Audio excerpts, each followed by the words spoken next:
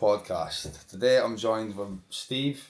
Hi. Who I'm always joined with, and a good mate of mine is a guy who I heavily admire. I would say we're going to get a snippet of his story and we're going to talk about some other things. I'm actually excited about it because I've never interviewed somebody who is my age group, so we can actually talk about like the culture we grew up with. It's always the culture before me that I speak about, so I'm really looking forward to that. And yeah, the story of how I met, obviously hello first, Sean. No, thanks for having me, guys, and I appreciate that very amazing kind of welcome and introduction, so thank you very much. We'll get this is how I met you. I got a phone call one day because you've made a documentary with a guy called 5-0 called Junkie. Big shout out to Jordan. Big shout out to Jordan, yeah. He's made a documentary film called Junkie. And you were showing at Dundee College. So I get a phone call. Declan eventually gets a hold of me. Basically, there's loads of these messages saying these two guys are showing this film. Will you come up?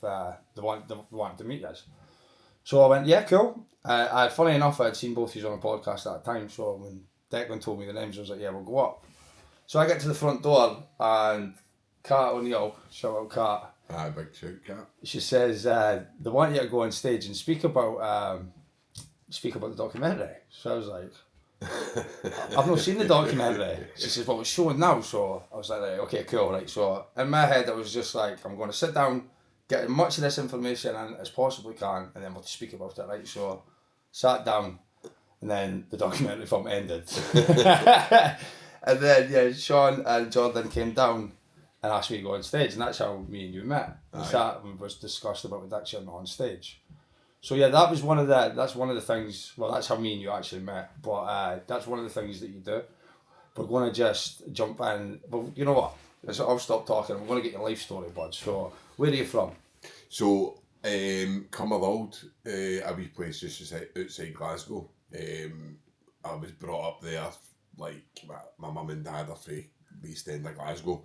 Most of my family are from kind of Glasgow and that, but I was kind of born and bred in Cumbernauld.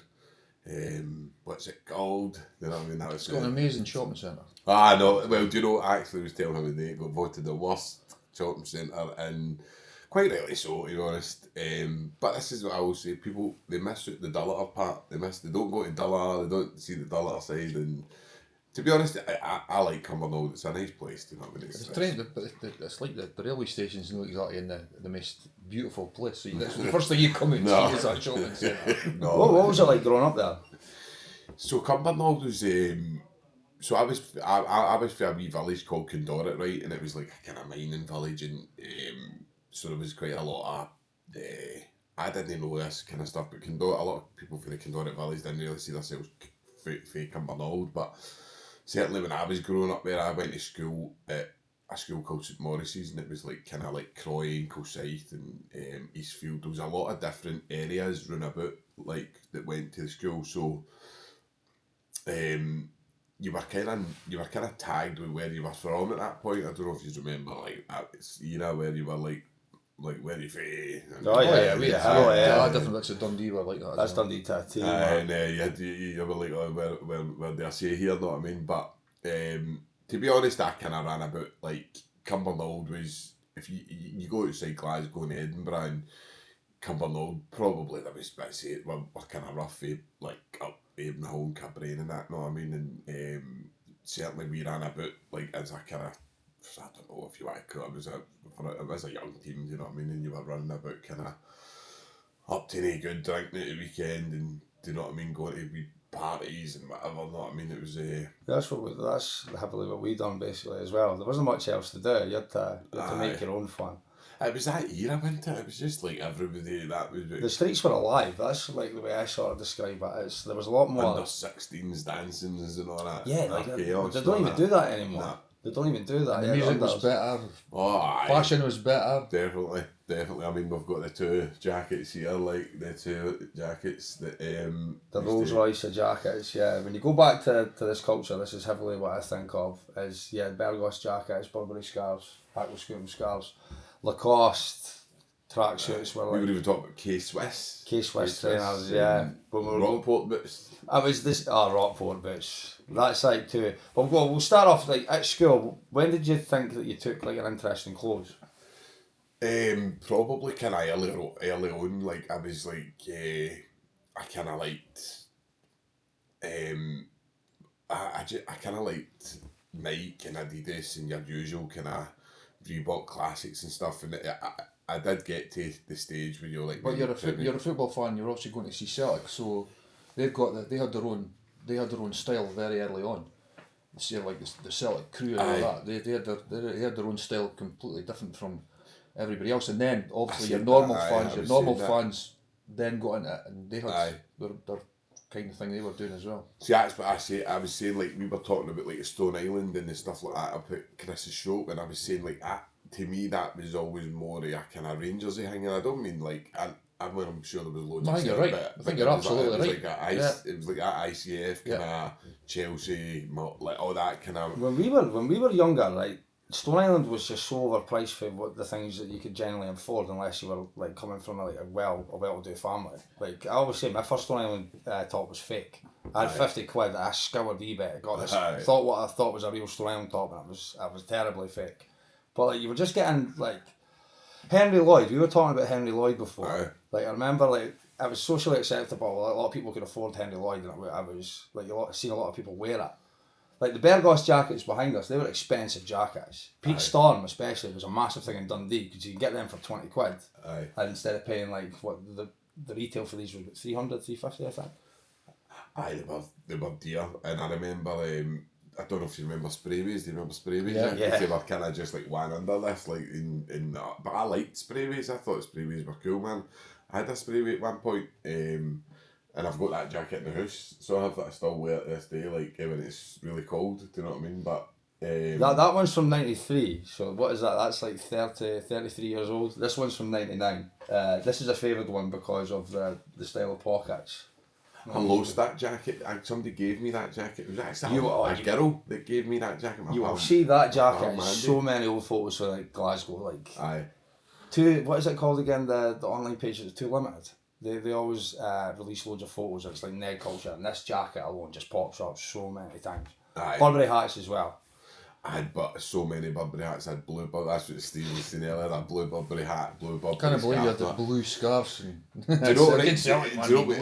I know I wear a blue Burberry scarf, but do you know, right? This is what was weird because see my older team, right? So my older team were like. Didn't wear Berghaus. So I don't know, did you wear game hats and all that? Like slasher hats? And no, that was not really a thing here, so we used to wear hats and you'd wear them halfway off your head. They would be like hanging out. So they'd be pure like sky high. And but it was a Glasgow thing, and obviously we were probably copying Glasgow, right? And so our older team hated that because we were the first ones to do it. So we used to always walk by and they used to hit your hat down and all that, and go, fucking, you're not free, you're from Cumbernauld, you're not from Glasgow and all that, and you'd be like, hitting your hat down, and you'd be like, fuck you, you're pricking out, and we were the first ones to wear all that, and I don't know if you've done this or not, but people used to jump about us like football socks. Socks and That's a real West Coast. That's a West Coast. That was like, so I used to do that. There's certain things of the West Coast that came over to here to us for like when we were growing up, like you says, the hats up there, especially like the sort of tracksuits and that. Ned culture was a serious like big thing in Scotland. It was huge. Yeah, it did originate in the West Coast. Like it's funny how things travel though, because what you said about the Stone Island with Rangers. Well, I was across. I've got friends that support Hamburg. I go across there, and St Pauli and Celtic are linked, obviously, and Hamburg and Rangers. And the Hamburg fans wear Stone Island, and the St Pauli fans don't. And if they see you with Stone Island on, they think you're Rangers or Hamburg right away. That's strange how things change. Lana Wolf I had Lana Wolf on the podcast, and she goes out with a Hamburg fan, and she was wearing Burberry in Stone Island, and she was trying to tell me something about that. Like so, she was kind of. I'm not into girls wearing Stone Island, man. Across here, the German girls do because Hamburg was that's all they've got. Lana Wales heavily. She's a heavy Rangers supporter, isn't she? She's known for that. She likes sort of plays. She likes sort of Burberry and all that. About the casual pages, she gets serious about the casual pages. Aye. Yeah. She's actually alright, by the way. Like I liked her. I thought she was brand new. Like she never gave me my political debate at the end, but that's for another day. But she was brand new. I liked Lana. Like she was sound. Girls with football. So she's very popular amongst like the pages that I follow to see what's going on and whatever else. Yeah, she's on that quite a lot. Anyway, we're getting sidetracked here. Well, before we go into anything else, what sort of music were you hearing about? Maybe your teenage days when you're going out to parties and stuff. So I used to go to. So we used to go to. I don't know if you've Archaeos. Did you ever hear that Archaeos? So Archaeos was unders, and there was 3 floors to Archaeos. So you had the middle floor that was called Betty's, and then the top floor was like the rave, like happy hardcore. It was like all your tunes like Children, like We Are the Children, all that. Yeah. I used to like more kind of like still to this day. My favourite is like probably like ATB 9 PM Till I Come and The Launch. Get Ready for a Launch. See all that. Yeah. So you're into techno way, but you weren't into the full happy hardcore resurrection stuff. No, probably I was like right through because my big cousin's a DJ and there was do you remember rave tapes? Yeah. People used to swap rave tapes. Yep. So most of my pals, some of my pals like rap music, and then other bands like kind of Oasis and that. Do you know what I mean? There was a kind of mix in my crowd. Like there was a kind of a mix where, but I was certainly massively leaning towards dance music. But I love all of music. Do you know what I mean? That's what you tend to find from that era. You can be. I mean, I started listening to metal and punk and stuff, but then got into techno. So it was an easy crossover. And even through Oasis, Stone Roses and that, they were dance orientated. That, so everything was like linked. I know. So because there is some. I mean, Stone Roses that you can still dance to Stone Roses. Oh yeah. Well, when they kicked off, Acid House was massive as well. Well, Happy Mondays and Stone Roses. As soon as they came in, and then Stone Roses then influenced Oasis. Aye. So then, and it's coming from that dance period. For when we were younger, the way I remember the streets was DJ Rankin was everywhere in Paris. DJ Rankin and the mixed motherfucker. I know DJ Rankin. So you remember I was talking about Straffy Cruise earlier. DJ Rankin used to go to that, and he would like sell tapes and that at the back of his. Honestly, DJ Rankin got played at every party in Dundee. It was unbelievable. See if that was new and he was streaming and that. Oh, he made a fortune. He did make a fortune. You know what I mean? They guys did. It was like a 12-inch vinyl. They were selling it. The first 12-inch vinyl was getting sold at the back of cars. That's right. Because you could only get a record deal. Aye. So you got right out and sold, That's what Wu-Tang done as well. Yeah. It's culture, that, man. No, definitely. I see my big cousin, he was a great DJ, man, and he used to he put DJ nights on and stuff like that, and so that was like right up. So I started probably moving away from like that kind of stuff, and I stopped hanging about the streets, and it was more. What age were you when you stopped hanging about the streets? I was probably like, I would say, I went my first boys' holiday when I was 16 to Kos, so probably about then. I kind of moved to kind of start wearing like Burberry and trying to wear like kind of more designer stuff. Got a bit of money in your pocket, so yeah. So I had like all the Burberry taps. Like, do you remember Burberry golf taps? Yeah, I had hundreds of Burberry golf taps. That's what some of the Burberry golf stuff was really nice. Aye, I don't know where all that went. Like my mom's watching this. I don't know where it all went. Like she's. I had were you still clubbing at that point? Were you still going about clubs, different clubs? Aye. That we were. That was all I done. Like, were you going to air and stuff like that? Were you going to air? No, see, I was just missed that. So I'm 41. Yeah. So I just missed that era. But like my older pals talk about it all the time, and that like it sounds amazing. It sounds straight up my street. We like Hanger and all that. Yeah, but I never ever went to Hanger, but I went to Saltcoats. I went there and was going to doing all the usual. It was a sub club and the tunnels and did all that, and then I was going to Aberdeen travelling all over. So it was a good period. And the change with the clothes, the link with the clothes is the casual clothes then moved slightly in with the dance. So you were going from your feelers and stuff, then you're going to replay and retour. Right, and all that started to come into the dance period, and then Are you going to be like late 80s, early 90s, or? Mostly early 90s, right up to 2000. I remember like replaying that, like coming in. I love the replays. We were on about that today as well. Yeah. And that was when replay was still quite exclusive at that point. You were able to buy it. A few years later, you were able to buy it in catalogues. Aye. So you had your Christmas casuals and your Christmas ravers, because that's what they were getting for the Christmas. You weren't. Before that was Manifesto or. Well, yeah, the streets here were heavily influenced by what Manifesto were selling. Yeah. Like Dundee as a whole, like Manifesto helped Dundee like jump leagues above. When I say leagues above, they were ahead of the curve by when they were going down to London and what they were getting. Like, yeah, it was the loss of that shop to the city was huge. There's another good shop in Glasgow. It was Dr. Jives. Yeah, Dr. Jives. Wilson worked there. Yeah. Dr. Jives was a great place for bringing it. And that was the first place you can see in that appearing. That was a 90s shop, I think. Yeah. Was it? Yeah, Dr. Jives. And Stussy appeared, and then all that, and then it was all that. I probably went. Yeah. Do you know the term kind of Spice Boy? Yeah. I probably went Spice Boy. I started getting like blonde tips in my hair and like wearing like the pink Juventus trackies and all that. And I remember wearing the pink shirt and I get slaughtered, like absolutely slaughtered for wearing the pink Ralph Lauren shirt. And it was like got me dancing and everybody, all my pals slagged me. It was funny, like I remember about the K-Swiss times, what we were saying, like, there was a time and like the streets were wearing K-Swiss and it was acceptable. It went on for a little bit. It was when the strap trainers were going. I also remember this period in time where everybody wore pink.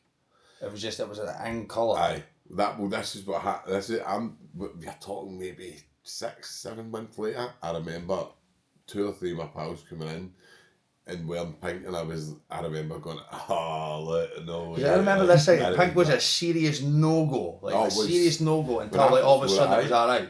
I wore Machino shirts and all that, but like my dress sense was a bit kind of well, certainly out there flashy. Machino. Aye, it was flashy. Some of the Machino stuff with the sort of the see-through and all that kind of thing. The shirt, I've still got the shirt in the house, man. Like and it was all like it looked as if it was all spray painted and the peace sign and all that. It was a good shirt.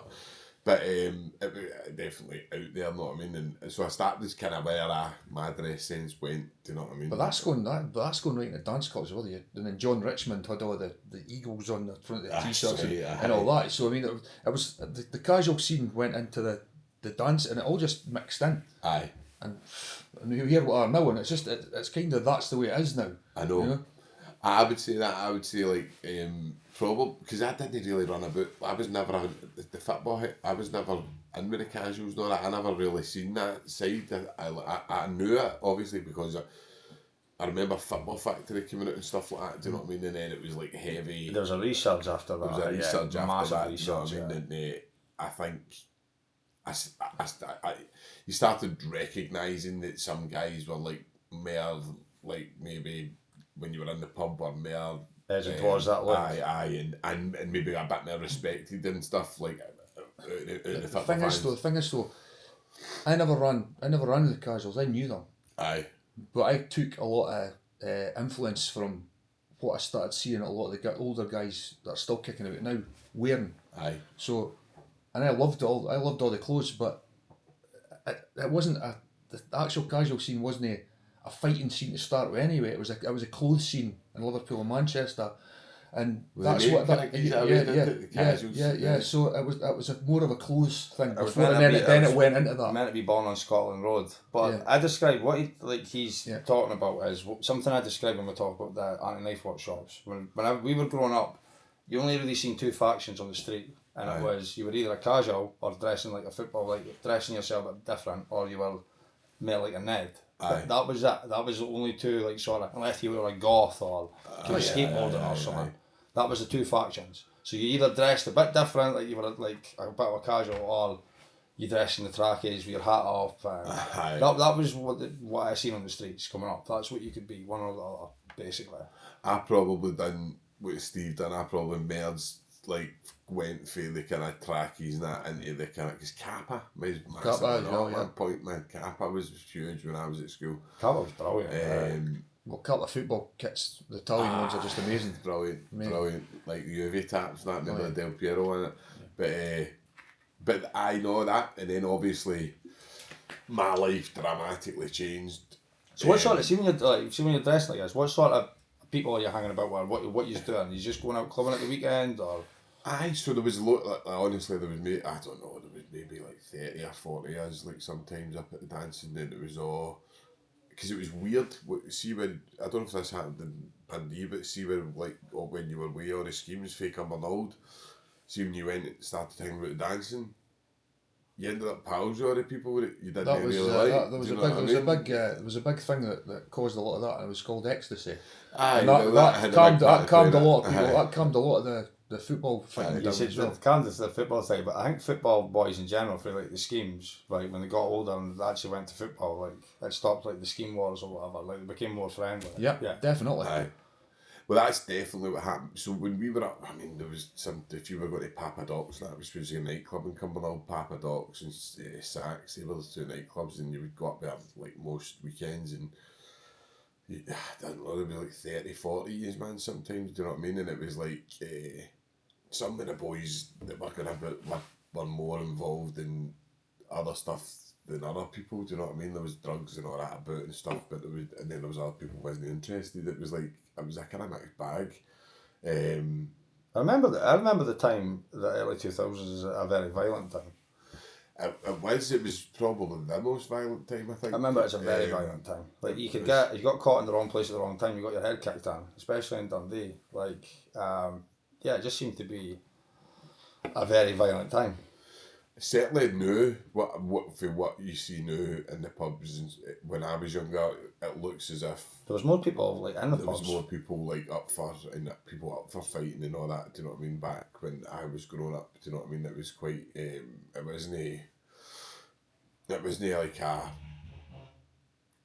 Like you would, it wasn't, you could come out the dancing and see fights quite regular and no think twice it, and sometimes it was like battles with different teams and different boys that were like maybe different guys. I'm not going to name names, but different guys that you kind of knew if you come along that were right up for it. Do you know what I mean? And would maybe hang about outside the dance and probably looking for a fight at the end of the night. Do you know what I mean? But Dundee, when I was growing up, two nightclubs were basically connected by one street. And basically what you said, like, if you got through that street when I was 18 while fighting, you were doing well. aye, Because once both nightclubs came out, like there was one kebab place and had about 400 people just congregated there. aye, Like it was chaos every week.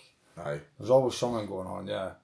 Glasgow was different. So see, when we went into Glasgow, we would get away quite well. I'm only speaking for me and my pals. I don't know about other people if come along, but certainly like we wouldn't be getting involved with the boys for Glasgow and that like that. They were like carrying lockback knives and like big swords and all that. Do you know what I mean? They were different. It wasn't really like that in Cumbernauld. Just Do you a know what I normal mean? night Aye. Well, back then, yeah, like that's how Glasgow was described to us. I was heavily a nice city. No, it was. I mean, I get robbed in that. I got a jacket. I don't know what age I was, man. I mean, I was young, but in the bars when I got a hat and my jacket. I don't even know if it was a spray way he took off me. Like a knife point. Aye. When I was about 12 or something. I must have been about 12 or 13, I think. Fuck. And looking back, I'm thinking to myself, the guy was a bit older. It was me and my pal Ross, and then I go up, I had my hat stolen in Glasgow and all. Like somebody just came up and took it off my head, and obviously like when you look at it, and there's like 30, 40 boys for me. I don't know, in Poso or Mary Hill or whatever. Like you're not saying anything, do you know what I mean? Like you're going to need to just take it. But that was the way Glasgow was when you wouldn't go into Glasgow like looking for trouble for Cumbernauld, do you know what I mean? That wasn't something that you would do. Yeah. But you would see it because you would go in and you would venture into Glasgow, do you know what I mean? And then later on in life, when you got a bit older, when the unders seemed to be like, I used to go, Thursday night was my favourite night. I loved student night, do you know what I mean? So you didn't really see a lot of trouble in student night when I went out, do you know what I mean? Student night was usually quite quite timid. Do you know what I mean? Well, what he's saying about the street, the one street, and the trouble. The thing with me is, when I went clubbing, I went the other end. So I was at the reading rooms and at the other end. So I know exactly what he's talking about. Right. And but I was going to proper dance clubs, techno clubs. So the crowd there was completely different. But I know exactly what he's saying, and I know the street he's talking about. There's a lot of testosterone. Young people it was, coming out. It was just. It was like anything. It was like it all depending on what you went at. It was completely changed. It doesn't matter. It was like Glasgow as well. I saw things happen in Glasgow when I was there, but you keep away from certain areas, and you know. What was the metro and that? Because obviously you hear different versions of that. Like you hear different people saying like because there was a lot of money to be made. There was a lot of drug dealers there. Do you know what I mean? The one that was always the big problem was Hungary. There was a Hungary team there, and that was where there was a couple of deaths there. Like they turned the taps off. So they want to get a drink of water. Betts died. No, yeah, she died. She didn't die there. She died in England. She died in England. Raquel's and she died in England. I can't remember what it's called. Essex someplace. But Hungary 18 got the reputation for the heat was in it was just ridiculous. And I think two people died that 1 year, and they turned the water off, and that got completely stopped. But that was just the way things were. I remember that Hangar 13. I remember everybody talking about it. Hangar 13 but, 18. that and the Metro, they were always the two names that we used to hear. But so obviously, like after that, my life kind of took a turn. There was an event where sadly a boy lost his life. And what age were you when this happened? So I was 19. This is an incident you're not allowed to speak about. It's an incident that it's one of the ones. It's just like there's no much you can say about it. Do you know what I mean? If I could change it, I would change it in a heartbeat. I can't change it. I'd love to change it. But the thing is though, the incident that happened didn't just impact one person. It impacted lots of people, including yourself. Definitely. Not for very good. Definitely. I mean, the impact. It's like the ripple effect to any of these things. Do you know what I mean? And that's at that time when you're talking about like that it was a time where these things happened. These things occurred. Stabbings that happened. Do you know what I mean? And they occurred and there was a lot of people losing their life. Do you know what I mean? When I was in Pullman at the time, there was countless lifers in there, like young boys that were in there for 15, 16 years, some 20 years. Do you know what I mean? Like we can't speak about the incident. But one thing I'll say, I met you doing that knife stuff. That's something you met. And one of the things I'm doing with the workshops is we've been trying to teach the Carter self-designed. That was like flee with the crows or shot with the crows. One of the things that I say in it is I end it with, if you hang around with 5 millionaires, you'll be the 6th within like trying to tell people about your surroundings and stuff. And one thing I find like so heartbreaking about your story is it could have happened to a lot of people in a lot of situations. A lot of boys, like you're just a normal boy like anyone, to be honest with you. My mum especially, after I'd done a podcast with you, she said to me she had to turn the podcast off 5 or 6 times because she was like her heart was broke for her. Aye. And that was, she said, the funny thing was she didn't want to listen to it because she knew I was going to be speaking about getting stabbed. So to hear her reaction about that for yours was just like, it was a step back for me even. You know what I mean? That was... Do you know, and big shout out to your mum, by the way, how you doing? She wanted to meet you the day, she was in Edinburgh. It's a shame I never got to meet her. Listen, the worst thing that happened that night is that boy lost his life. That's the worst thing that happened. Anything that happened to me secondary, and it's one of these things where it was happening too much back then, and it was I don't know what it was. I think it's probably testosterone, maybe a bit of austerity in there, poverty. Do you know what I mean? A lot of kind of people went in the streets. Do you know what I mean?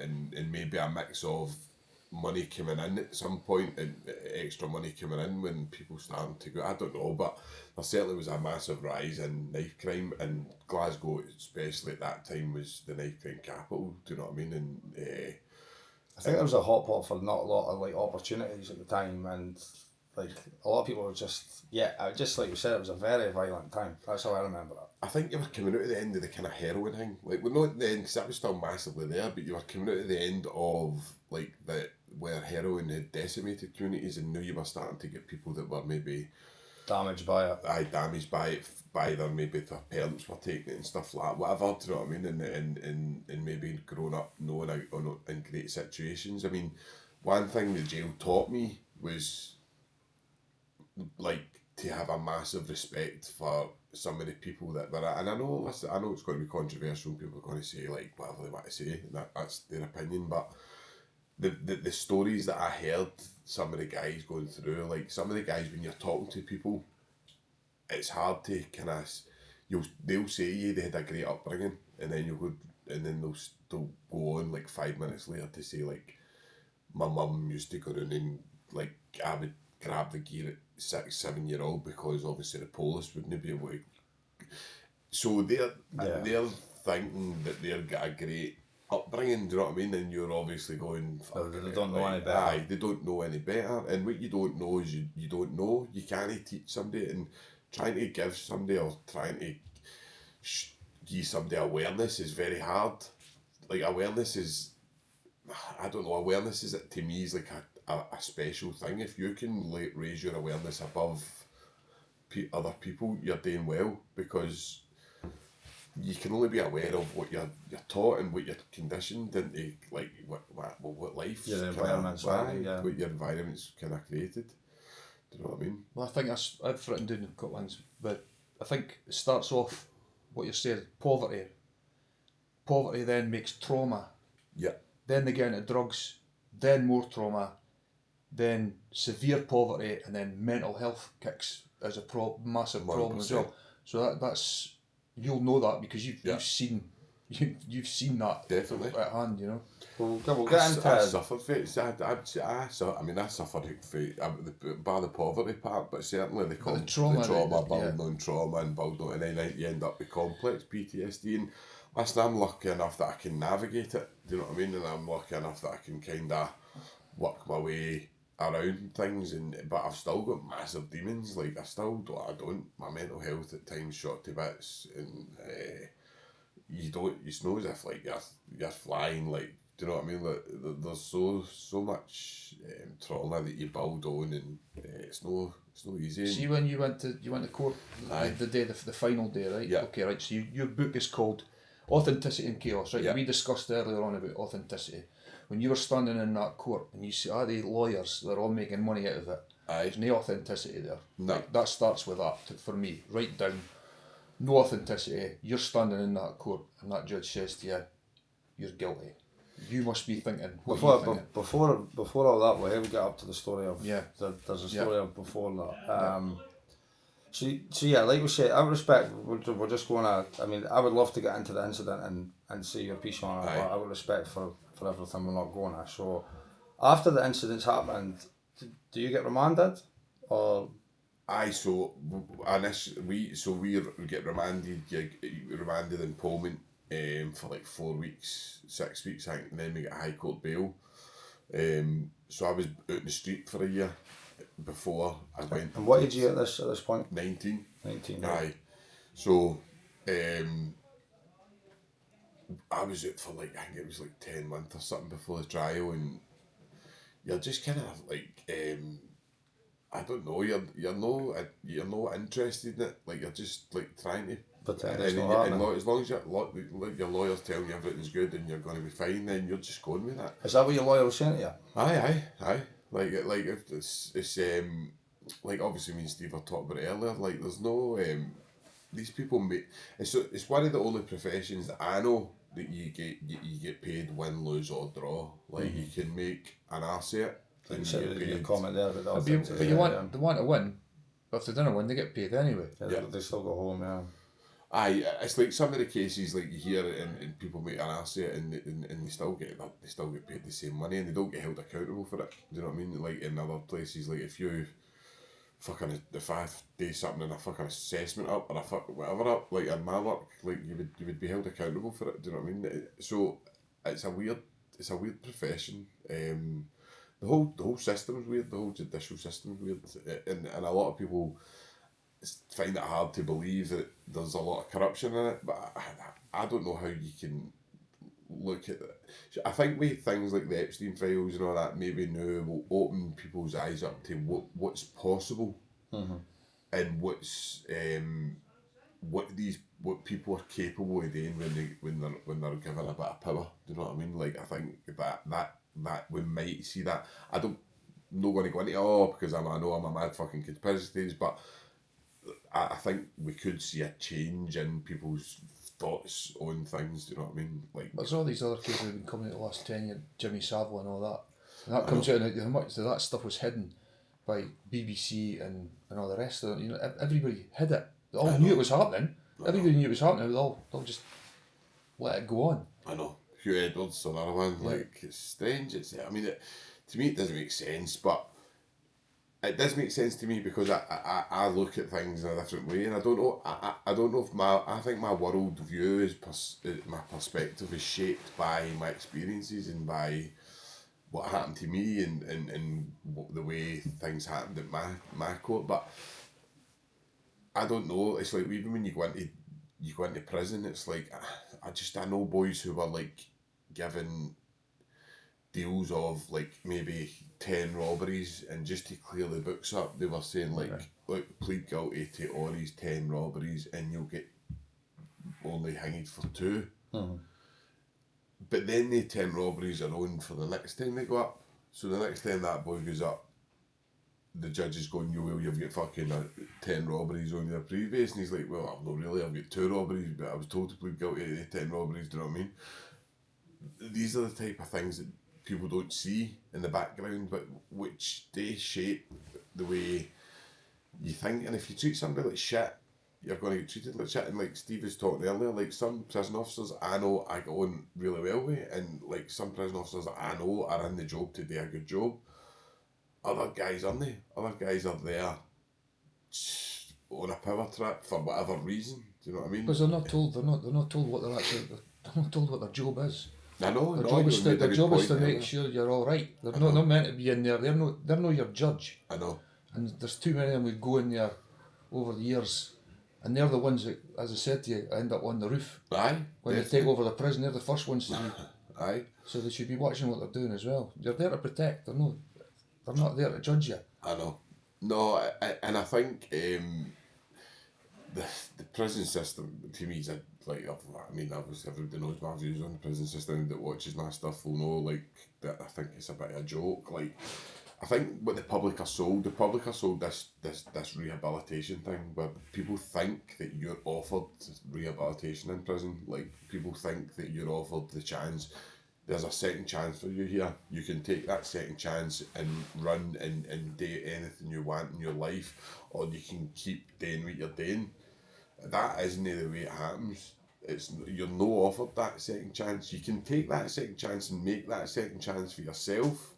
If you hit rock bottom, as most of the time I see, people will maybe turn to Jesus, or people will maybe turn to like whatever, but it's usually kind of turning to God or finding recovery in prison, or finding a mentor, somebody that's maybe come in that's tweaked and offered them. What would you say the percentage is in prison of people that actually do that? That succeed? Oh, I would honestly, I would be being kind if I said 1%. That'd be being kind. Did you see when you're in the dock, you get your 15 years, right? And you walk in that jail. Did they take you in a side room and say, look, this is what is going to happen in the jail, or did they just put you right in give you? Does anybody say to you, look, this is what it's going to be like, or do they just put you right in the jail? No, you're just flung in, and this is it. I've said this before. It's like I understand it. There'll be this controversy. You'll get people that will say like dealing bread and water, they should get fuck all, and that's fine. But you can't, if you want to act like that, then you can't act. You can't say it when they come out and they're mental. Do you know what I mean? If you cage a dog and you treat it like shit and you let it out, it'll try and bite you. Do you know what I mean? Like that's what happens, or it'll either crumble and need some sort of substance or whatever to get through life. So I don't think you can't have both of them. You can't have that way of looking at things. Do you know what I mean? And expect a different outcome in my eyes. You must have seen some really traumatised individuals that was... Well, before we do that, we'll go, like... Because we can't speak about what happened going up to the court case. Aye. But, like, to go back to your first question, to say, right, okay, you do get handed 15 years, right? Aye. And you've been off the street for that. Yeah. Right? So you've just went in off the street and you've been handed a 15-year life sentence. Aye. So going back to his first question is, well, you get took down those stairs and then what happens next? So when And how are you feeling, to be fair? Like, so when you actually get guilty? Yeah. Did you believe you were going to be guilty? No. Well, that's going to be harder hitting than ever. Not at all. So it was a majority verdict, and it was like you're obviously kind of in the dock, and my co-accused Gary, God rest him, he was next to me, and he got not proven first. So that was kind of like, we were kind of told that we were kind of what it was going to be hand in hand, whatever he got, I would get, kind of thing. That was the way it was. So you thought you were going to get a not proven? So I thought I was going to get a not proven. Then when they said Sean Toal, then said guilty, it was like, I can't even explain it. It was this time slowed down, and I was like, I was watching just people doing paperwork, and that was mad. It was weird. And then when I went downstairs, like I was just fucking greeting. I was like, I can't do this, man. Like, I can't. But at this point, I'm not gave 15 years. But I know I'm getting a life sentence. Alright, so you just said like guilty, like. I should just get guilty, then you get a tariff. So I'm sent back to Pullman, and then you've got to put that mask on going back to just getting found guilty in it. So you're going back, you're going to jail for the first time. Like and as I said, I never brought any gear in it. And see, like clays to thinking that I was going to go to jail. So I never had trainers or I never had any taps in. So I mean, it is, looking back, it's funny now, but you're walking in there and like I've got like Italian shoes on that you're wearing with a suit. Do you know what I mean? And that's what they don't give you, and it's not that they're not even trying to help you and go, right, there's a crap pair of trainers in the back there. So they're sending you up to a hall that's fucking mental. Alley, which was a fucking rough hall in Pullman. They're sending you in there with a jumpsuit on that's got no buttons, with a pair of Italian shoes on. So could it be any harder? And really? you're like, right, and everybody's all laughing and all that, and obviously you're like, what the fuck, man, like, what's happening here, do you know what I mean? Like, looking back, it is mental, but I was lucky that my cousins that knew people, and some people knew, I knew a few folk, and somebody sent a pair of trainers down. And so did you see when you walked in, did you see any faces that you recognised? No. No. It wasn't like it was. Are they all like themselves when you're walking in? So you get things called, you get people called passmen. Passmen are like, so you'll have like the passmen are like, they clean the hall, they'll give you the dinner, like, so you'll have one for each landing. Especially in Pullman, it was like 3 So they'll landings. be trusted. They'll be like you trusted. Nah, not necessarily, no. Right. Like, so sometimes they'll give you some of like the worst people, like they'll give you that job. But I think that's a good thing, because I always go back to it. I don't know if you know about the special unit, right? I talk about this quite a lot, but the special unit in Berlin was like a sense of freedom. Jimmy Boyle, right? I don't know if you've seen that. Yeah. But so that film ends with him going to the special unit, right? So you don't see what happens at the special unit. But for anybody that has got any kind of like interest in the judicial system or the prison system, please go and watch the documentary about the special unit, because it's like a good friend of mine, Johnny Steele, he was in it. Jimmy Boyle, Larry Winters. There's like some real hard characters there. Like now you're taking like 40 of the worst prisoners in Scotland and putting them all together, right? So it was a massive like risk that they took. How many people do you think reoffended out of the 40? I actually know this because we spoke about this before. 3. Right, okay. Now that's I don't know, but you're probably hitting at a 95%. Yeah, what was it, 40 of them in the... So there was 40 of them, and there was 3 had reoffended. So 37 of them went on to not reoffend. What difference are they doing in there? So what they done in the special unit was basically like gave them gave respect, allowed them to see their family a lot more. That's very much like the Scandinavian way. Totally. Norway does that. So it was based on the Scandinavian model. Oh, okay. So it was when they brought it over. So it was based on that, but they probably went a step further. What they were doing was like, I mean, Johnny, I've had him on the podcast. I know he won't mind me talking about this, but he spoke about when he came. So the big thing for them back then, right, was none of them wanted to go to the loony bin. That was the place. Nobody so that was the thing that, because I think they were still able to lobotomise, that back then. I think they could probably. So that was the big fear for them. I know. So that was the big fear for them, right? Wow. So when Johnny says that the screw came to the door and said, "You're going to the special unit," he was like, "I'm not fucking going to any special unit." He thought he was going to the loony bin because he was in the digger and he'd been in solitary confinement for months. So, because obviously they had done the big escape and all that, do you know what I mean? And so it was like he'd been solitary.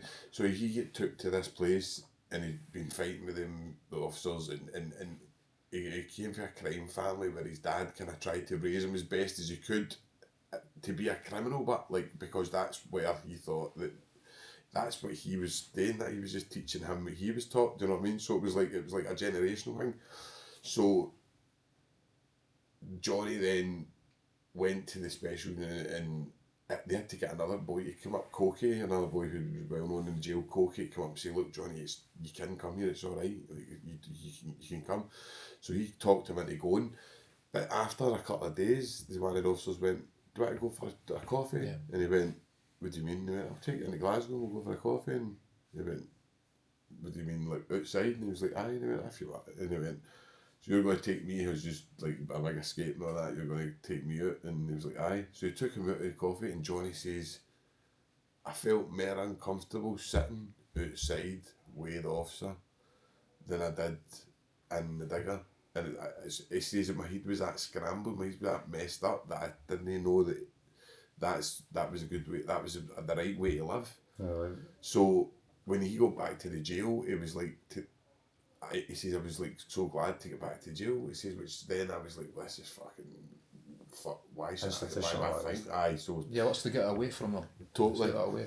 So I mean, listen, I understand people that want hard justice and hard this, but to me, you If you need want to go and people to show come me. out, if you want people to come out the other end with some kind of sensibility, you can't treat them badly No. all the time. Well, let's hear It's about never worked, is it? It's never worked. I've never seen it working. Like, if somebody can give me an example of working, then I'll shut my mouth. It's like, I've never seen it working, do you know what I mean? your first night in there. So you've been like took through with your jumpsuit and your Italian shoes on. Aye, no, the first night was horrendous, man. Like, honestly, I just great for like the whole night. I don't think I went to sleep, man. I don't really think I went to sleep. And then I had to just get up, like, put that mask on as soon as I heard the doors and that coming in. So you say that's probably the hardest night of your life. Aye, maybe, aye. Were you chummied up with somebody else in there? No, I was when I was in Alicali, but they moved me because I was convicted. Now I get moved out of there and I get took into a place called North Wing, which was first day I was there. That boy gets slashed really bad slashing, and like that was wild in that hall. That was like probably the roughest hall I was in. The whole of my whole time was North Wing in Pullman, but. I always remember when I seen that boy getting slashed, and it was such a bad slashing. It was like a really bad. Face, aye, it was like a face, and it was like really, really bad. And I just remember looking about, and I'm still. Now you're sober. You're not drunk. You're not seeing things drunk, and you're seeing things stone cold sober, and you're seeing like real violence. And I was like, I just seen like the screws were more interested in getting like everybody behind their door rather than like the boy whose face was hanging off, and like then Do you know what I mean? It was just normal for everybody, and I was just like, what the fucking man? Here's one man, like, what's his meant? Like, what? Do you know that way? I was just like, I can't do that. But you learn, and that's just you learn and you adapt and you become part of. So this was the first day you were on the wing? First couple of days, it was certainly the first 2 or 3 days, certainly the first two, it may have been the second day, I think. I can't really remember, but it was certainly very, like, early on in that sentence. And then obviously, I don't think Shots was a good jail for me. I liked Shots. Shots was actually really good. Like, that's where I went after Pullman. Is Pullman the worst? You said I would that. say so. How long were you in that wing for? How long was I in North Wing? Yeah. A week, and then I went to that. There was a new build called Iona at the time. It was brand new hall, and I went there, which was much better because it kind of looked like it looked like a hostel or something. Do you know what I mean? Like, that's like in the rooms, you had a shower and all that in your cell and stuff like that. How long were you in Pullman for?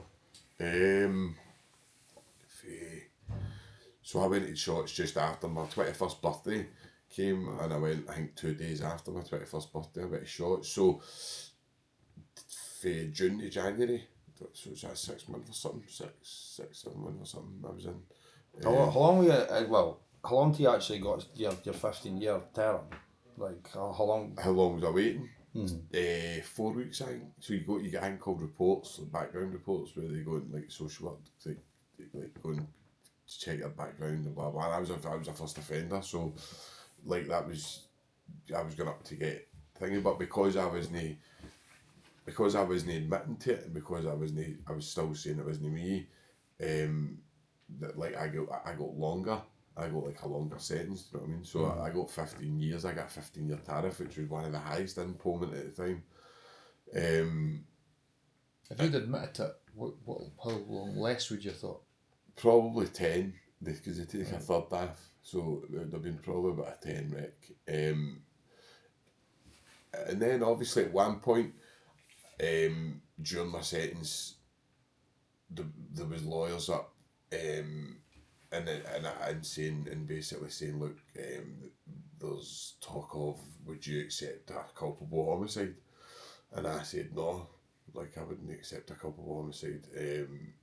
See there that I've played the games with you. So, I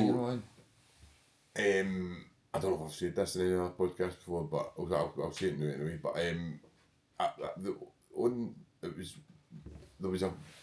as my appeal was coming up, my lawyer came up and said, basically, like, I was going to win my appeal, basically. Was this the first appeal? This is the first appeal. Okay. So kind of said, you're going to, and then that's when he asked, like, would you be willing to plead guilty to culpable homicide? And I said no. If I'd says to him to change the narrative to say that I was involved, then, but I wasn't the main perpetrator, then I said that I would possibly look at agreeing to that on a culpable homicide basis. Right, okay. But I said that they basically were like, right, it doesn't matter anyway. I think that we're going to win. I says, go to tell my mum and my girlfriend this, because they'll build their hopes. Yeah. So they said they wouldn't, and then when I went home, my mum and my girlfriend were like ecstatic. They thought I was winning my appeal, like my lawyers had told them. So I wasn't happy with that, because I kind of knew, like, I knew what all the different stories through the time of being in the jail about what they could do and what happens, you know, how they can change it in a heartbeat. So basically we went down to the appeal court and they refused my appeal. They basically walked out and just said, for the reasons. So there was a lot of news reporters and stuff like that doing at my appeal that day, and my brother and that was talking to the BBC and stuff like that, and I think they thought, for whatever reason, they'd heard that I probably was going to win my appeal as well. They thought that as well. But anyway, they walked out and said, for the reasons in this written this written thing, we refused to appeal, and that was it. Just sent me away. No, I'm a liar. They tried to then move on to my sentencing appeal, because I had appealed my sentence, and my lawyer said, no, look, wait a minute, and took me down the stairs and said, look, sack me, because they're going to put your tariff up. And I says, just like, tariff, I'm doing 15 years, like, how? And he's like, they're going to put it up. And so he went up and he went, listen, like, he's I'm no longer his legal counsel. How can they put it up? Because I don't. They were obviously, because if you appeal your sentence, it's up to them. If they want to put it up or no, they can put it up. So how much were they going to put it up?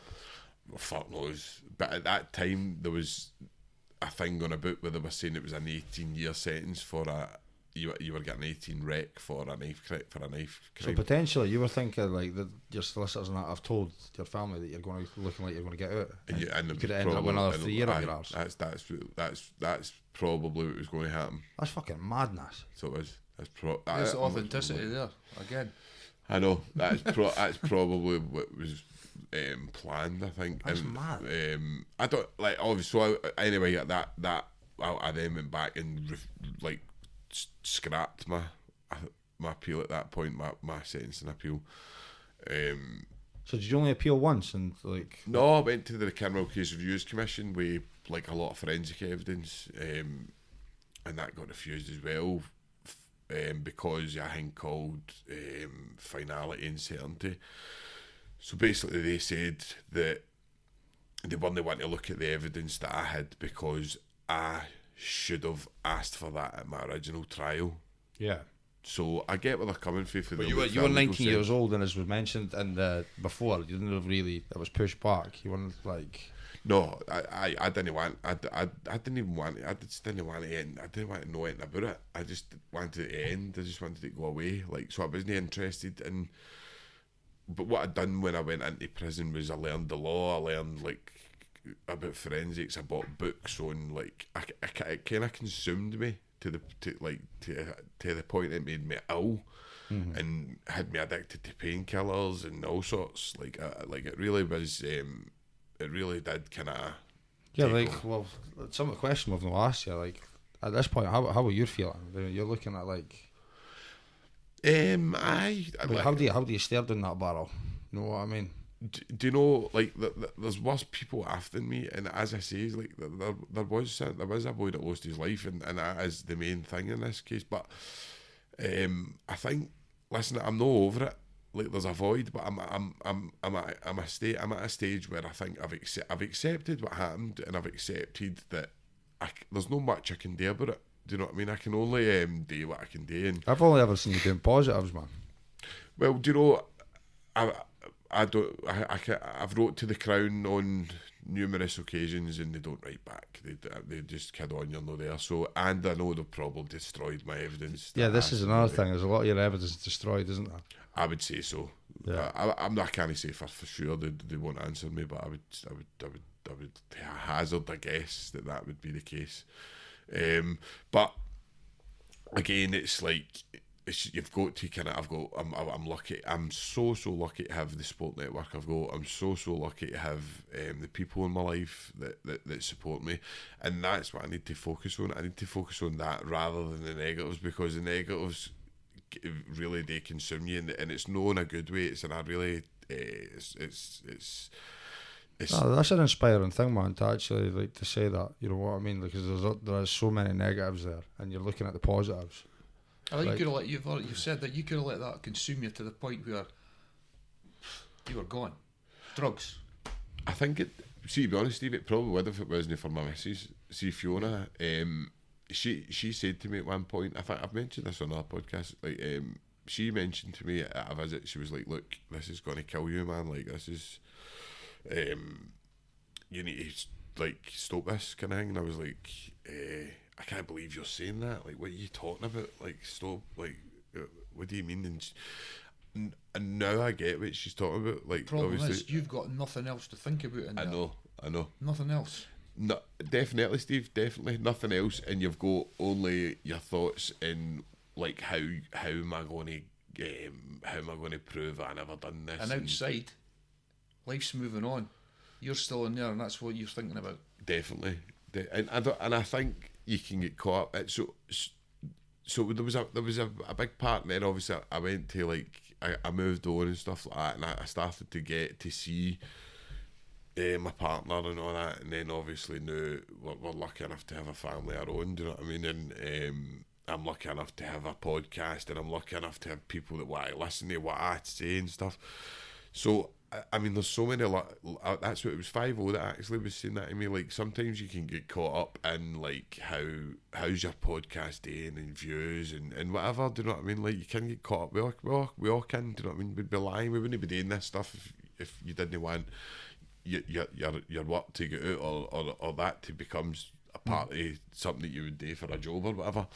But it can get a lot on times, you know what I mean? It's like you're doing a lot and you can hit burnout, man. Like, I mean, we're sitting here the night, like we're sitting late on at night, and you're going to need to drive me fucking to come along to Dundee. Do you know what I'm talking about? You can hit burnout. It's dead easy to hit burnout when you're doing positive things, and I think when you're just trying to kind of, the world's a weird place now, and I think like it needs as much hope as it can, and if you fucking follow me on Facebook, you're probably like, how do you fucking talk about hope? But I think we need hope.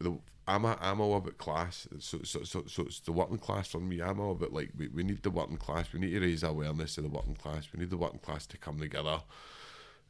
I've always said that we need to unite and on a front that's going to suit us and stop allowing these people, whether it be in judicial systems or these systems that we've allowed people to run riot in for years, and now we're starting to see where that ends up. Do you know what I mean? We're starting to see like some of the stuff coming out now, and it's quite vile. Like, I mean, you can't say anything else. It's quite vile what you're seeing. Do you know what I mean? And I know there's other people who say that I don't know. It's Yeah, but you're going up the chain, right? Let's look at Ukraine and Russia, Putin. I know. Now, there's people getting killed there every day. Aye.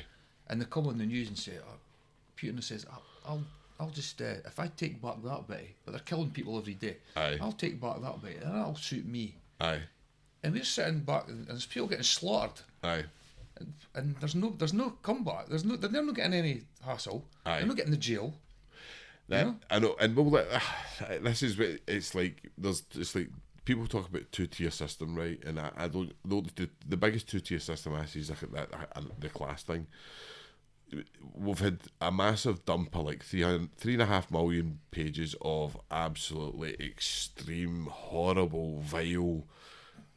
We've seen what the elite are up to, right? We've seen them with the masks off them, right? And listen, whether you want to believe it or no, that's what the Department of Justice of America's putting out. Whether I believe it or no, that's what's there in black and white. Why are we no fucking up in arms about that? Yep. We'll get up in arms about fucking like anything else. Like we'll go and fucking 1 million people will walk for like gay pride and all that, which is great, like brilliant. But why are we allowing this just to? Why? Well, we've allowed it for forever. Every war that happens, thousands and millions of people get killed, and it just goes on and on and on. It's almost like the elite want the work. It's the working class that fight for them. It's the working class that die for them. Yeah. It's like it's an amazing system about like in the way that they've got the working class will like police each other, they kill each other, whereas they just sit at the top and just. I'll drag it back to your story, right? We're going. So obviously you're doing your sentence. I know you studied. Was it law? Law and politics. So when did you? At what point in your sentence did you like start to educate yourself or start studying? Probably quite quickly. I done 2 years social science and shots, and then kind of fell away from kind of open university stuff, and then got back to it when I went to Adderall. I know Steve is what to talk about Adderall, but Adderall was something else, like, when it opened. But one good thing that came out of Adderall was Julie Thompson, who is probably single-handedly, like, I don't know, responsible for a good majority of the degrees that have come out of HMP. Do you know what I mean? Mm-hmm. She was definitely a really very. I don't think you'd get another Julie Thompson in the system. Do you know what I mean? Like, she was great, education wise. Like, she would follow you up. She would come down and get you at the halls. But Is that messing you with the photos for your graduation? No, that was it was my graduation was my man Fiona. That was like when that was a good day, because I was only up like Berlin. So you move on to like top end, and I was only up there a couple of days, man, and obviously I got a thing through saying, like, do you want to come to your graduation? And I was like, oh, I'd love to go, but obviously I can't, you know what I mean? And my personal officer said, well, wait a minute, we'll see. How far in your sentence was this? So that would have been about 2016 or something like that, probably. It would have been 2016. So was that about 11 years? Aye, 11 year, aye, so about 11 years. Because you went in 2005, did you? 2005. So I about 11 year in. That was a great day. Like, it was like obviously it was just you were free, like, for the first time ever. And, like, it's a celebration of, like, I never graduated, fuck all, man. Aye, I've not got any pictures with the hats or that's the start. But the thing is, though, you going to do that. It's an accomplishment, man. That's the start. That's the start, because you got out a few years later. So there's this. That's all working towards you getting out. Aye, definitely. And authorities are seeing that. Definitely, and I think, like, it's like authorities. I think, like, most people are in there to try and help, but the system's broke. Do you know what I mean? You can only work within the.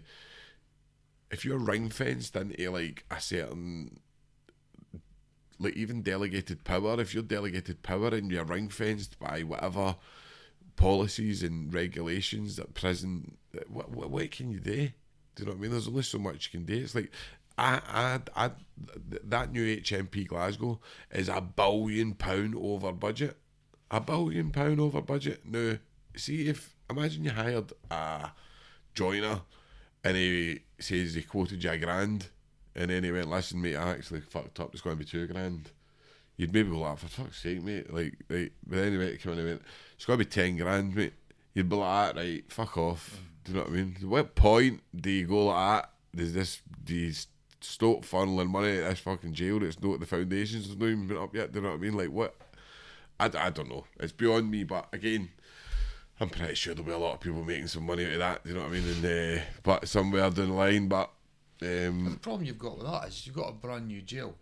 They'll just fill up again with people, and a lot of them wouldn't even deserve to be there. There's got to be a different way. Like we mentioned, the Scandinavian system. Surely you've got to start looking at that, because it kind of works. Well, look at the early release program, right? That they're doing. If you're early release program, then if they're willing to release you early, that because of the numbers in the jail, right? Then what are you doing there? Yeah. Like, surely you'd be better off if you're in there, but they're willing to go, no, well, do you know that you're not actually that much a threat? What are you doing in the jail? There's boys in the jail for driving. Something you're a big advocate for is the damage that the jail system actually does to somebody. Aye. You know what I mean? So, like, for instance, like, what are you doing there? Like, needless people getting sent, maybe, like, and you, like, listening to you and what you've told me about how it can damage people in there. So especially with the things that you've seen. Aye. You mentioned you've seen, like, the first couple of days somebody getting slashed. Aye. What does the damage do to a person who said just like, say, a bit vulnerable? You know, somebody who's not really like so streetwise, they end up in the jail. So if you're vulnerable and you go into the prison system, you're probably likely going to go into drugs quite quickly. Like, and obviously I kind of finished when I was finishing my prison sentence. The spice era came in.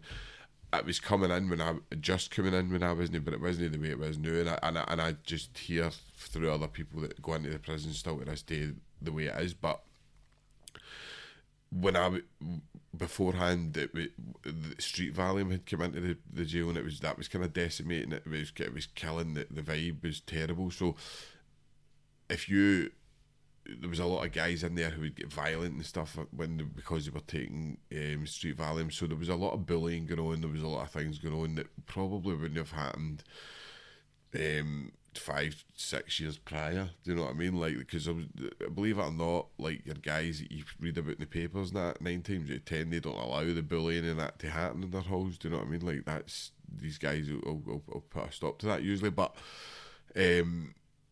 it's for somebody vulnerable going in there, you're going on meds, you probably get your meds took off you, like you'll be caught up in some sort of place, and then sometimes you get just pushed to that mental. I mean, I've genuinely seen people, a boy coming out and cutting his own throat in front of everybody in the hall, just literally, and his blood spraying everywhere, and people are still walking to go and get their dinner. There's people laughing, and I'm probably by that time one of the people that are looking and just concerned because I like the guy, but no actually going, oh my god, somebody's just cut their throat in front of me. Like, it's by that time you're totally desensitized. So to this how stuff. long are you into your sentence until, well, say, like you said, you're desensitized to actually seeing, like, the normal person seeing that would, like, traumatise them? Aye. I think you probably would. You need to become desensitized. Probably like 3. I don't know, like maybe 2, 3 years in, you'll start to become desensitized. But you become very numb. Maybe 7, 8 years in, man. Like there's no nothing you've no seen. If you know what I mean. There's no like anything that you're no. I mean, you're living. At the end of the day, you're there for 15 years. You don't care what anybody. Definitely didn't care. Just wanted it. And I think is the big thing is people don't realise like the chaos that's getting brought into the prisons. So see, like you're not living in a normal way. It's not like when you're walking down, you go to work and you're walking down the street and everybody's all civil with each other. It's like you're walking into a lion's den every single day. People are going to challenge you. People are going to like put you in a position. People are going to try and, because they're all stressed out as well. You're in this total stress box, do you know what I mean? And you're in a tinder box. You've got so much trauma that's in there. You've got so much drug use in there. You've got so much, and I always say this in every podcast, but the rules of society are reversed. Like, so you've got like anti-authority behaviours celebrated, violence is celebrated, drug taking celebrated. These things are celebrated in there. Do you know what I mean? So the more violent you are, the more respected you are, the more drugs you can get in. Minor things are getting on people's minds, aren't they? It's just minor things, and they think it's important. So then massive. Everything's magnified. Yeah. Everything hugely, Steve. As an environment like you're describing, this is why I admire you so much. How you've came out, you've obviously tried to do so much positive with everything you're doing. I mean, when you're not describing a nice place. You know what I mean? No. And I know other people. I see the comments, and I don't read the comments, to be honest, a lot on like TikTok and stuff like that. But I'll sometimes go in and try and I've got certain people that I try and write back to, and you will get the odd person who'll write jail's a canter or jail's a hingy, but I can guarantee you that person's usually 9 times out of 10 is from a chaotic background. I know the type of person that's writing it. But that's not for me to say. That's up to them if they want to write these things. But what I would warn the person that write these things is the general public get to see that, and the general public then think that's true. And just because you come from a care background and you come from like so if you're coming through the care system at 12-year-old, that is like a prison. So when you evolve, you're just evolving through into the YOs, so that's different. I can't speak for the people. That wasn't my experience, and that is a lot of people. But if that's normal to you, if this is normal to you, like if I was to say like I'm the most violent person you know, and I sell the most drugs, and I'm the most anti-authority person, like, well, you going to want to hang about with me? Do you know what I mean? Like, you're not going to want to hang about with me. Do you know what I mean? You're going to go like, I don't want. I like being in Sean's company. He's fucking mental. Like, do you know what I mean? But that's what celebrated in there, and you'll get also people that are like very vulnerable, as you say, like very vulnerable and traumatised. The thing is, jail's it's not meant to be nice. And No, there's some people. There's people that should be in there, and they've got to be punished to be in there. Yeah. But again, it's about rehabilitation. You've got to remember, you've got to be Yeah. put. You know, you're putting these people at the other end, Definitely, and they've Steve. got to come out. They've got to come out, Better, surely. and they don't. No. That's a question. Would you say that you feel that you came out rehabilitated? No. I don't think I came out real. I was helped massively by like Natalie Logan and other people, James Docherty, and I was influenced by other people. But my biggest influences were like probably like my family, like my brother, and looking at my sister and looking at my own family, like who all of us have got degrees and stuff like that, and my brother, like, and my biggest thing was my partner. Like, she put up with so much shit, man, and like put up with like all this stuff at the start where it's like very, very weird for me. Like the whole world's weird to me, but she made it no weird. Do you know what I mean? So I wouldn't be here if it wasn't for her. Like, That's fucked, yeah. do you know what I mean? Yeah, that's shit hot. So that's probably a big difference, and I'm no daft. I know that's where that. But you've come. Yeah, out, everybody needs somebody, man. This is facts. You know what I mean? Aye. Everybody needs somebody. But you've come out the other end, and it's actually a good story. You've come out, and you're not. You've already said you're not 100%. But for you coming out, and every one of you that comes out, how many comes out the other end that's not, and end up that it's just a bad luck story? No, some people have said to me like, people that I wouldn't expect, people that you probably look at for the jail point of view, that have got the kind of hard man status, that have got this and that, and they'll say, Sean, you're one of the strongest people I know. No, I genuinely don't feel like that. I would have to like agree with that, because I always look at your situation and think, how would I deal with it? I always feel like I'm a strong person, but I do not think I would have got through what you had to get through. I know, but I don't. I'd like to be. See my weakest points, man. Like my weakest points, my missus is always there. Still to this day. Like, so I can come on and I'm quite a confident speaker, and I can articulate myself, and I've seen it, like you said, the part I first met you, there was about 100 people watching, but no, but you know that way. It's like you can. I know, understand that I'm probably like you're a bit different that way, where you're able to do that, and there's no. That'll only get you so far. There's some of the most clever people. I mean, like John McGee, Chris McPherson, people like that, like hyper intelligent people that I met in the prison, like really, really, really clever people. And that's only to name a few, but I'm just thinking like on a whole, like there's so much talent in the prison system, like so much talent, like. Some of the things you see people thinking outside the box is unbelievable. I mean, see, like I'll say, like see stashes, see for like stashing phones and all that. Some of the things that people used to come up with was unbelievable, man. Like layers of wee bits of wood, and you know, you're like, ah, fucking hell.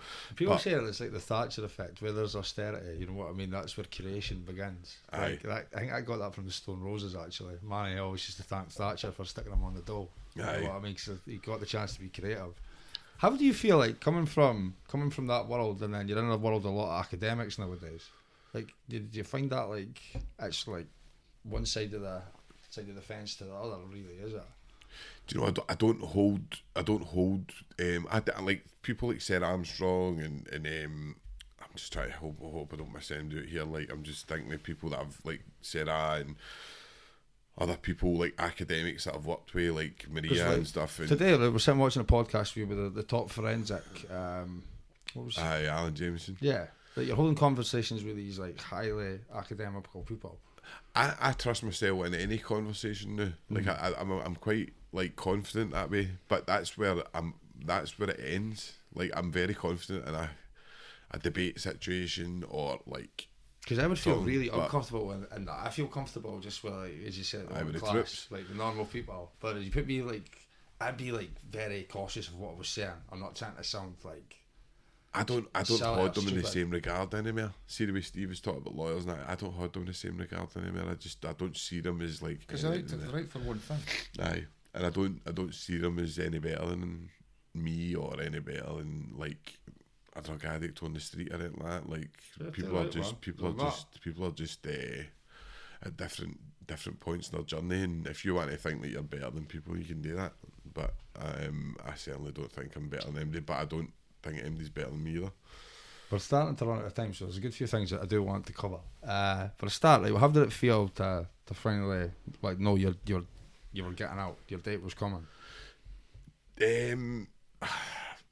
Strange, because it was like in the middle of COVID, and it was like I know it sounds weird, but I went out for parole, and it was always looking good for me, like getting it. Did you get on the first parole? Yeah. Aye, so when I up got to parole again, like it was one of the ones where they tell you the next day whether you go to it or no, and obviously this, like I kind of expected it, but my PO told me the night prior, I think it was the night prior, like, look, you've got it, like, so you're about tomorrow. So I phoned Fiona come and got me in the morning, and by that time I had a couple of home leaves under my belt, so I probably didn't think like as much as what you'd think. Like I wasn't like. You always hold them back, like you're sort of like, just in case you think that something's going to go wrong. You know what I mean? Possibly. Like you said with your first parole, you know what I mean? You just think in the back of your head that, like, fuck it, like I might not get out here, or you don't want to let yourself get excited or believe it, or possibly. I think that is probably a thing. I think you probably you've got to remember, like you've just done like a stretch. Aye. No, I mean, I am still only 5 years out of like, or 6 years, 5.5 or whatever it is, like out of doing 15 years. Do you know what I mean? So there is there's a stat that goes about that says for every year you do, it takes like 3 to repair. I don't know how much truth in that. There's different obviously different people who say different things, but there's a miscarriage of justice one that's times that by 10. I was trying to do that calculation in my head there. I was like, it's crazy. It's like you couldn't live it. You couldn't live that repair. But I do know I've got complex PTSD. It's like I don't think it's normal to just get up in a morning and feel like maybe it is, I don't know, but I get up some mornings and I'm just like, don't know why I've got major anxiety. Like it's like I'm pure in the red zone for no reason, and I kind of need to bring myself down. And then other days you'll get up and like I don't know. Like I just don't. I don't think if I had the support network and the structure that I've got, I probably wouldn't be doing what I'm doing. Do you know what I mean? I understand that, and I'm no like, that's why I would never say that I'm any better than anybody like that's on the street or anything like that, because I could easily be there if I never had the support network that I've got. Mm-hmm. Yeah, definitely. You always, like we say, we always need, like, you need people around you. It's a winning thing, because not everybody has that. Definitely no. I know a lot of people who don't. Definitely no. Everything you're doing, though, is what's getting you out of it. You know, everything you're doing over the years now. You've got a very successful podcast. Mm-hmm. Aye, no, definitely big shout out to anybody that's know what social sessions. Please get on there and subscribe. We'll get a wee bit of free publicity. So how did that podcast idea start? Do you know what it is? There was a few podcasts that were going about at the time, and I felt as if they were kind of glamorising crime a wee bit, and I was like, I don't think that is the reality of it. It's only my point of view. Other people can think what they want. The reality is a lot more. The reality of it is a lot more different from kind of these the documentaries that are on. The different crime documentaries. You know what? They're all right to watch, but you don't want to be involved in it. Definitely, Steve. And most of the serious criminals I know aren't jumping on podcasts and talking about it. Do you know what I mean? Unless they're maybe like older. Do you know what I mean? And they're out the game and stuff like that. And then they can talk about it and reflect on their life. Do you know what I mean? But anybody who's active and stuff like that, it's no jumping they're on not the saying podcast, anything, you know what I mean? So it's, to me, it's like you still kind of I've watched people on podcasts who I know, and I'm like, what a shite, man, you're talking, do you know what I mean? Like, I was in me, and you weren't like that. So it's hard to, I don't know. It's like people want to tell you that, I don't know, people. So that was kind of mainly the reason I was like, do you know what, I'm going, because at the start I was going to be, I had called it, I was going to call it Crime Titan. That was the name of it at the start, okay. And then so where did social sessions come from? Just, it was like I was just kind of brainstorming names, and then I was like because I knew it was probably going to just be about crime. It was going to be like more about kind of society and as a whole and social issues, which I believe is all to do with like working class, is where we need to come together. It's like we've all got social issues, and that's where we all kind of hang out. Like, that's what brings us together, do you know what I mean? And it's always going to be a class issue until we address it and take the power back.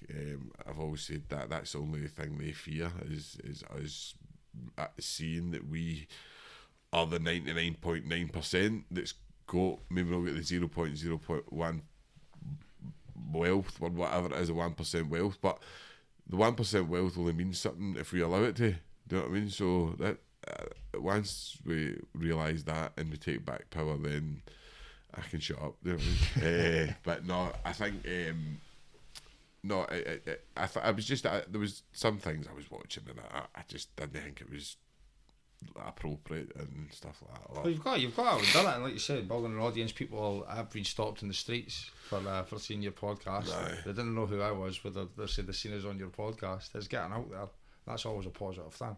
No, I'm so great. Again, like how I mean, you're grateful. I just hit 1.2 million views on my page. Do you know what I mean? And that's what I was saying. Like, which is a lot. No, I mean, it's a lot of views, man. So it's like, people are wanting to listen, and people maybe, so that you maybe are making a change in people's lives. Do you know what I mean? And I do try and do the odd time where if somebody like, there was a boy. I mean, I try and give, I don't give people shouts, but there was a boy, Paul, who was kind of suffering badly with mental health, and it was his brother got in touch with me, and his brother kind of said to me, look, Sean, Paul really only watches your podcast and he talks about your book, and he thinks like you're like a great role model or whatever, and would you come and meet him and stuff like that? And I was like, fuck, it's a bit much to come down, and I don't know him, and like, you know, that way. So I was like, look, could I phone him and maybe speak to him and that? And so I spoke to him, and that's a cool thing, man. You know what I mean? I know, but I spent like an hour and a half. I try and do these, like, I mean, you try and stay humble, didn't you? Like, and go like that. Like, I'm lucky that people want to watch me. Do you know what I mean? So, like, that was I spent an hour and a half, and then I got a lovely text message at Christmas to say Paul had went for his like first Christmas dinner and stuff like that, like with the family in years, and the brother was saying, I think it was he's been better since he spoke to you. So, I mean, the wee things like that. Positives back out in the world, man. Yeah, Aye. Stuff like that is brilliant. See, they never know whose life is going to change or who's going to have a positive impact on. Definitely, man. But one last thing, you're writing a new book, a fictional book. Yeah, so my fictional book, Conviction Lies, is a fictional book about a 19-year-old who was found guilty of a murder he didn't commit. I can't really give too much away. But once it's done and it's been wrote up, I promise I'll be back up with Dundee to flog it, to try and I'll be back up. When you hoping to get it out? Like this year or? I started writing it. I took a week off work that never worked out really very well last week, but I took a week off work to start writing it. So I've started, but it's dead. I know where it's going, and I know this kind of story that I want to kind of tell. So, I'll be ready. Hopefully, like I'm hoping maybe by the end of the summer. I'm not really like that, but I'm hoping maybe the end of the summer, like around about that time, I'm hoping it'll be ready. So hopefully, I'll be back up to Dundee. Well, there was a crime committed 2 weeks ago in Glasgow. Were you at the game? Because the referee should I have know. last minute at Parkhead, yeah. I'm not even going to say it because I'm up in Dundee. I mean, You got away with most of the podcast would be the Celtic fans. That's it. Is there anything else you would like to ask Sean when he's in our company? No, I learnt a lot there. It was good, very interesting. No, and like, honestly, I kind of thank you, and you guys just keep doing a good work. You're doing it all, man. Like, it's been a pleasure spending the day with you, man. It really has. Well, we'll say we're going to do something. We don't know what we're going to do yet, but we're going to do something. I know. It's that's what me and Jordan are like all the time and all. Like, we've got to do this and we'll do that, and it's we need to get together, like, and get some stuff going with it, like, because I believe that we can make a change. You know what I mean? It's but no, anybody that's listening, thanks for listening, and subscribe and join the tribe at Social Sessions. If you want to, jump over and make sure that you subscribe to Social Sessions, and also go and watch Chris's podcast on Social And also Sessions subscribe as well. to Dundee Soap Podcast. Yeah, and subscribe to Dundee. Subscribe and join the tribe at Dundee So as well. Definitely. Well, thanks, mate. I appreciate you coming down and having a conversation with me. I would love to dissect it more, but we're thinking for time. I know, bro. I know. I'll get you back, and we'll talk about the book, and we'll talk about other things as well. But I want to thank you for coming down, mate. Thank you very much. Cheers, man. Thank you. Brilliant. Cheers. Thank you. Right, from me, Sean, and Steve. This has been the Dundee Soul Podcast. Enjoy.